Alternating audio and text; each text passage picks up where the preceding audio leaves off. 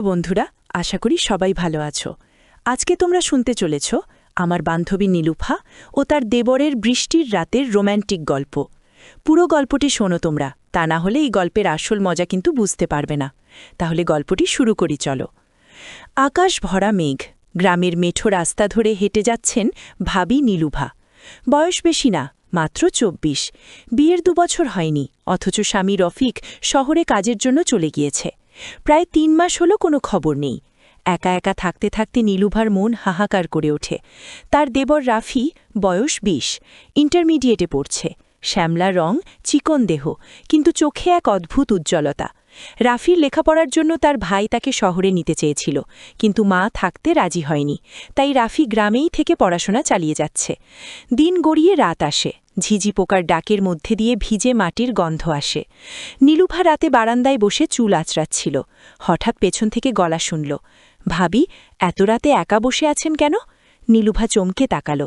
রাফি দাঁড়িয়ে আছে, হাতে বাতাসের বাতি। ঘুম আসছিল না। তোর পড়া শেষ হলো? আজ পড়া ভালো লাগছে না, মাথা ব্যথা করছে ভাবি। নীলুফা মায়া করে বলল, আয়, মাথায় তেল মালিশ করে দেই, ভালো লাগবে। রাফি মৃদু হেসে বসে পড়ল। সম্পর্কের সূক্ষ্ম সুতোর বাঁধন।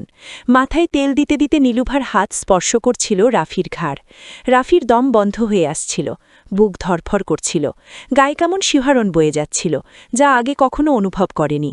তেল দেওয়া শেষ করে নীলুফা বলল, এখন ঘুমিয়ে পড়, কাল সকাল সকাল মাঠে যেতে হবে না? রাফি চলে গেল, কিন্তু সেদিন রাতে ঘুম আসল না। ভাবির কোমল হাত, তার গায়ের গন্ধ, চুলের সুবাস তাকে পাগল করে তুলছিল। অন্যদিকে নীলুফাও বুঝতে পারছিল তার একাকিত্বে রাফি উপস্থিতি তার মন কেড়ে নিচ্ছে। Forbidden feelings.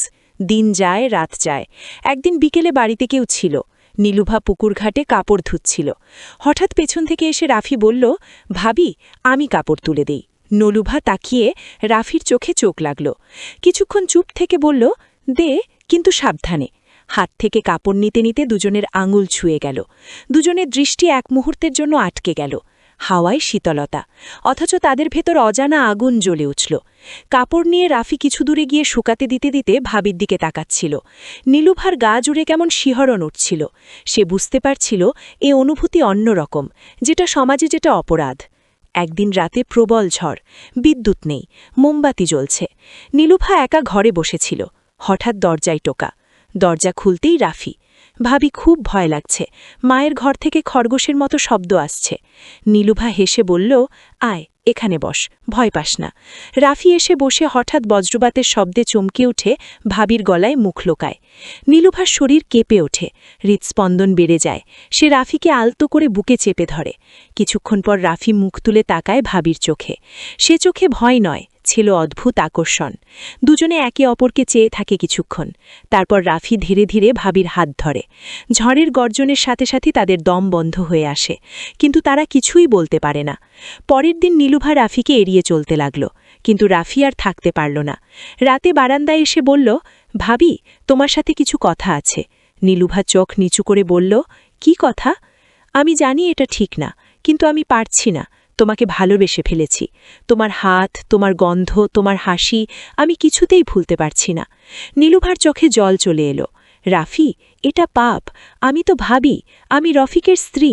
রাফি কাঁদতে কাঁদতে বলল, আমি জানি ভাবি, কিন্তু এই ভালোবাসা তো থামানো যাচ্ছে না। আমি চেষ্টা করেছি, পারিনি। নীলুফা কিছুক্ষণ চুপ থেকে বলল, রাফি, তুই জানিস না আমি কত একা? তোর ভাই আমাকে ভুলে গেছে। আমি কত রাত কান্না করে কাটাই। আমি তোর হাতের স্পর্শে শান্তি পাই।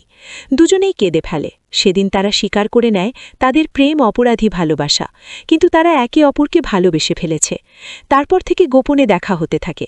গ্রামের পুকুর ভাটের পেছনে, ধানের খেতে, রাতের আধারে আঙিনায় তারা দেখা করে।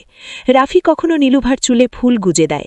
নীলুভা রাফির হাতে হাত রেখে চোখ বন্ধ করে দাঁড়িয়ে থাকে। রাফি যখন বই পড়তে বসে, নীলুভা এসে মাথায় হাত বুলিয়ে দেয়। তখন রাফি বলে, ভাবি, তুই থাকিস না আমার সাথে সবসময়? নীলুভা চোখ মুছে হেসে বলে, পাগল, এমন কথা বলিস না। কিন্তু তাদের মনের ভেতরে লুকানো ভালোবাসা দিনের পর দিন বেড়েই চলে। একদিন গ্রামের একজন মহিলা তাদের ধান খেতে একসাথে বসে থাকতে দেখে ফেলে। পরদিনই গ্রামে গুজব রটে যায়, দেবর আর ভাবির মধ্যে কিছু একটা চলছে। নীলুভার শাশুড়ি বকা দেয়, রফিকের ইজ্জত নষ্ট করিস না।